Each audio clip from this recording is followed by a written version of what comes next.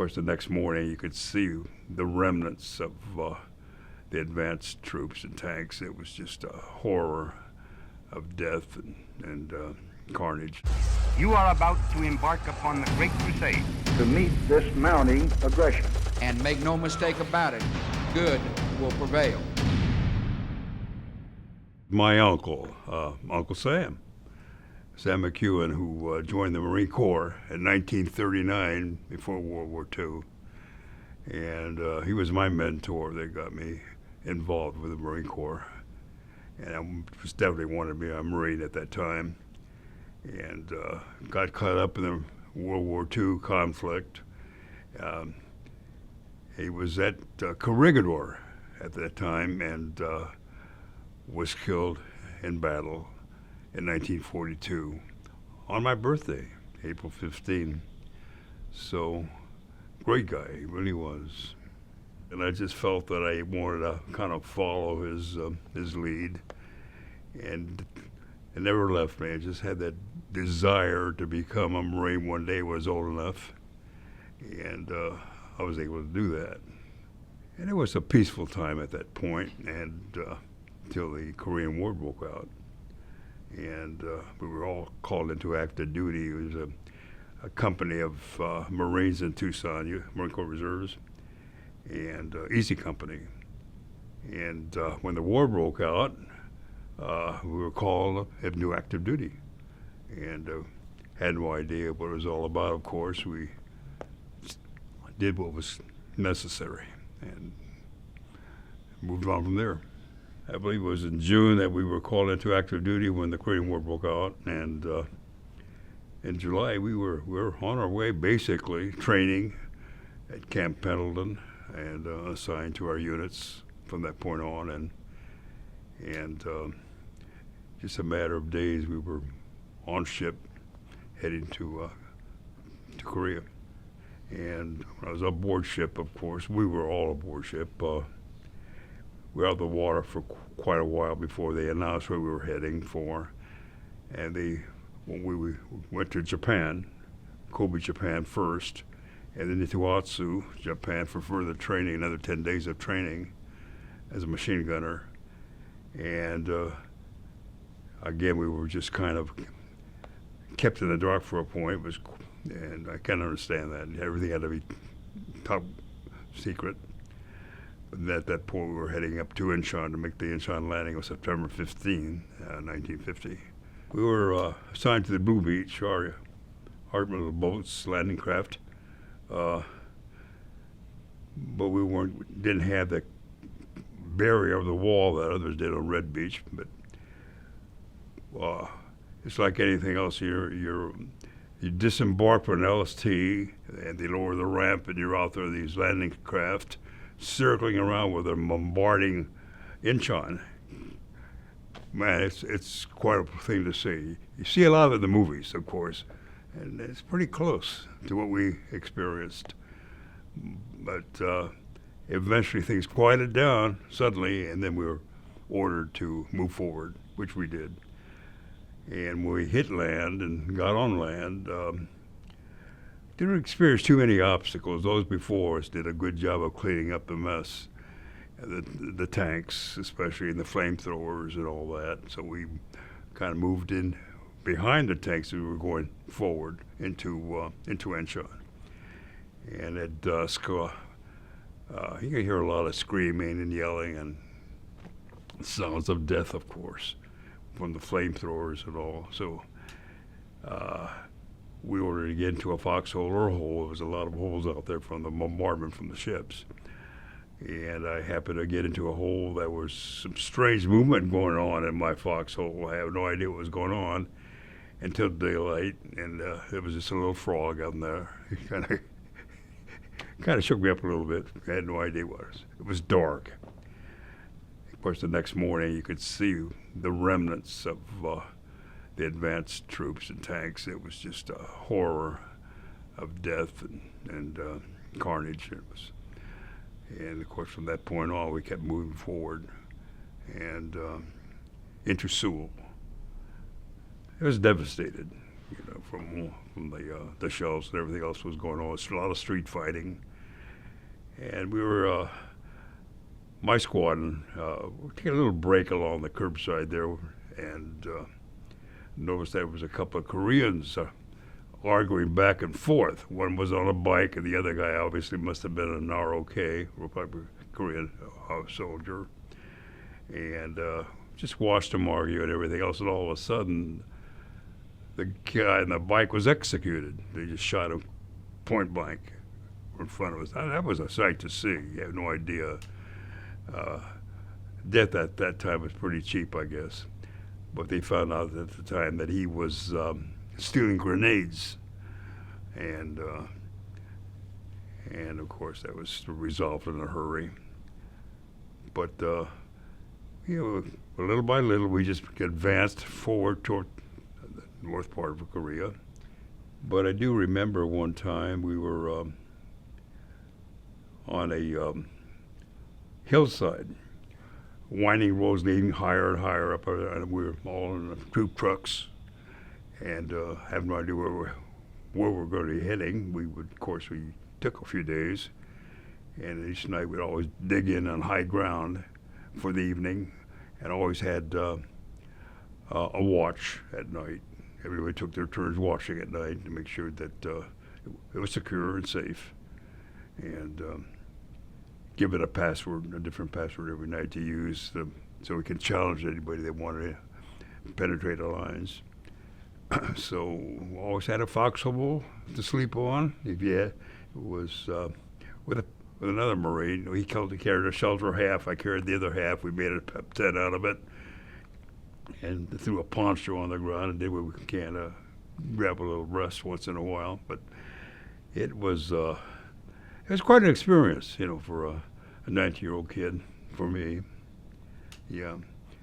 But anyway, we're up in this mountain on this winding road, and going higher and higher and higher. I have no idea how long we were on the road, but all of a sudden we were ambushed. The whole line of trucks came to a complete stop, and some communists up there, of course, opened fire on us, and unfortunately we lost a lot of Marines on that because we had this canvas-covered truck, so we had no idea what was going on, and a lot of them were killed.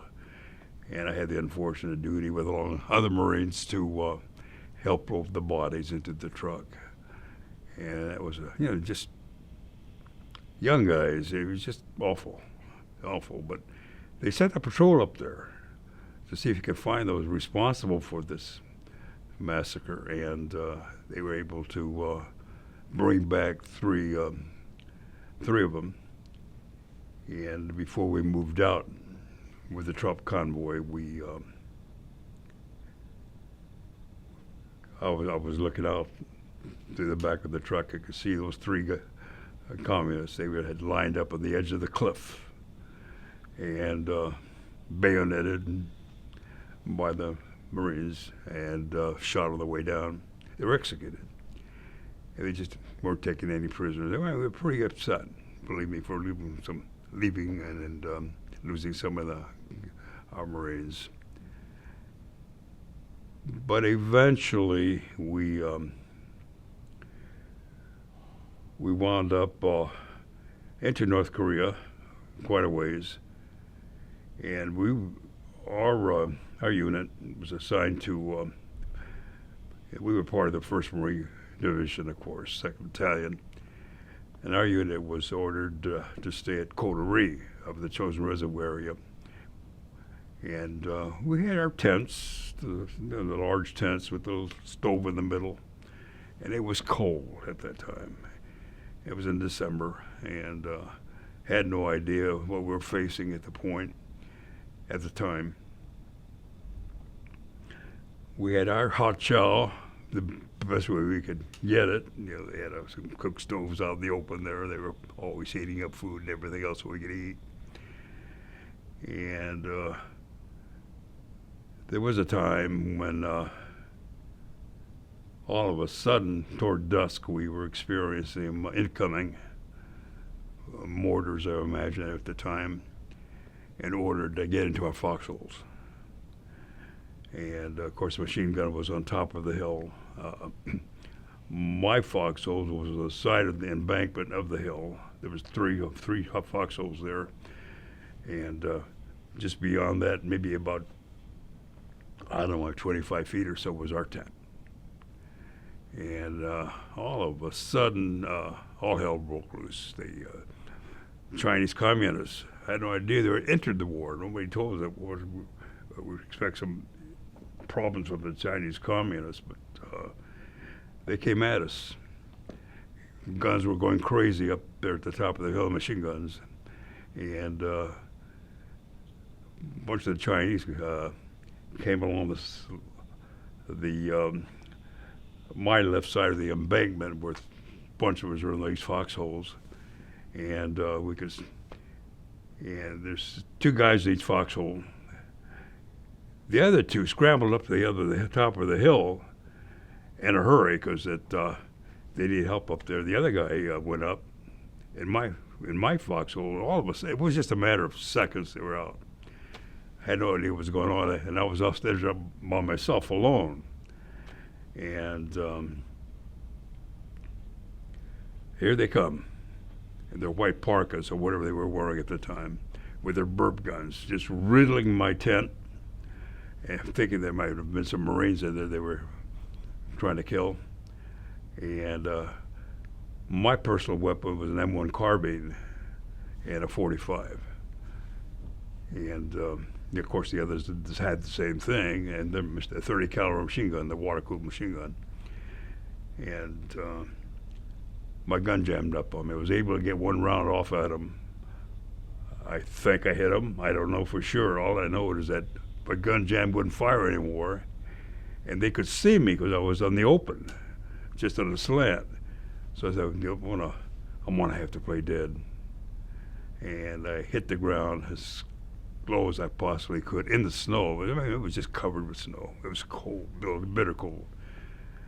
And so I went up over the hill, saw what was happening, obviously, and started pitching grenades at them over my head toward the tent. And fortunately was able to kill them all, or wound them all. Of course, they couldn't survive in that cold weather, wounded or not.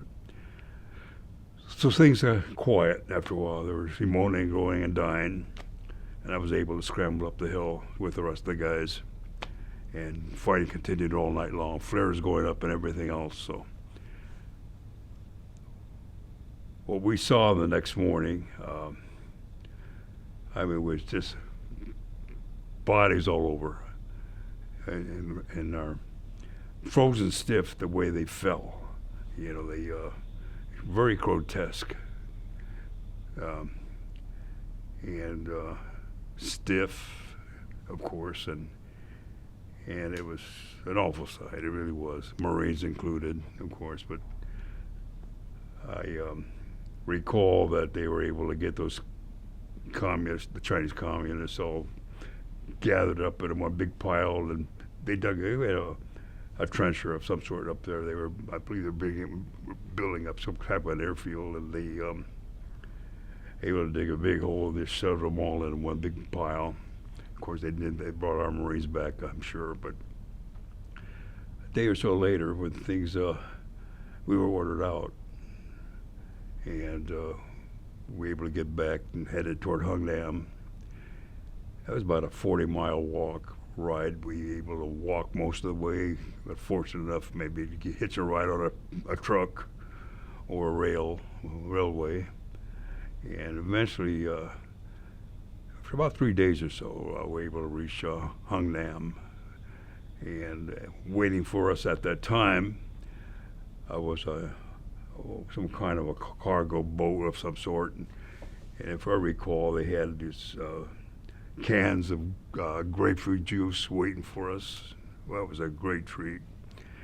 And we loaded up, a bunch of us loaded up with these little boats and headed toward the larger ships out there waiting for us to take us to a safer area. And that was my experience at the Chosin Reservoir. It was just, it was it was just an easy evacuation. We had a lot of resistance on the way out. Planes were doing their job, ground fighting all the way because they tried to stop us, and of course we kept fighting all the way back. And yeah, it was an experience, and it always stayed with me. You know, it was about 50 years after the war. I always wondered who the one that saw them and saved my life at that time. And I found out 50 years later. I was with some friends. He was a Marine. I'm a gunner at the time, and his wife were visiting my wife and I in the Chandler, Arizona area. And we went out to dinner. We were talking about our experience that night, and he was telling me, "Yeah, I saw those Chinese and started throwing some grenades at them." And at that moment, an instant moment, I knew who it was. I always wondered who it was. It was Ed Hansen.